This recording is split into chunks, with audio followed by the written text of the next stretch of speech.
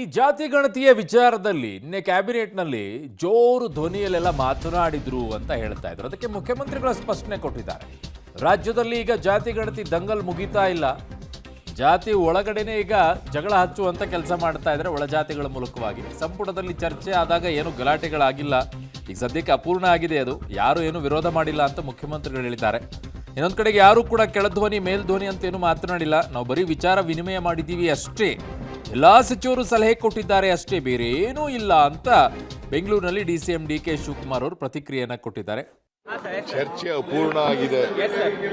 ನಿನ್ನೆ ಕ್ಯಾಬಿನೆಟ್ನಲ್ಲಿ ಚರ್ಚೆ ಆಯಿತು, ಅಪೂರ್ಣ ಆಗಿದೆ. ಅದಕ್ಕಿಂತ ಮುಂದಕ್ಕೆ ಹಾಕಿದ್ವಿ, ಮುಂದಿನ ಕ್ಯಾಬಿನೆಟ್ ಮೀಟಿಂಗ್ಗೆ ಚರ್ಚೆ ಆಗಿದೆ. ಬಟ್ ಯಾರು ವಿರೋಧ ಮಾಡಿಲ್ಲ. ಏನು ಜೋರಾಗಿ ಮಾತನಾಡಿತು ಒಬ್ರಿಗೊಬ್ರಿಗೆ ಅಂತ ಅವೆಲ್ಲ ಸುಳ್ಳು. ವಿಚಾರ ವಿನಿಮಯ ಮಾಡಿದ್ದೀವಿ ಅಷ್ಟೇ. ಆ ಏರದ ಧ್ವನಿ, ಕೆಳಗಡೆ ಧ್ವನಿ, ಮೇಲ್ಗಡೆ ಧ್ವನಿ, ಪ್ರತಿ ವಿರೋಧ ಮತ್ತೊಂದು ಏನಿಲ್ಲ.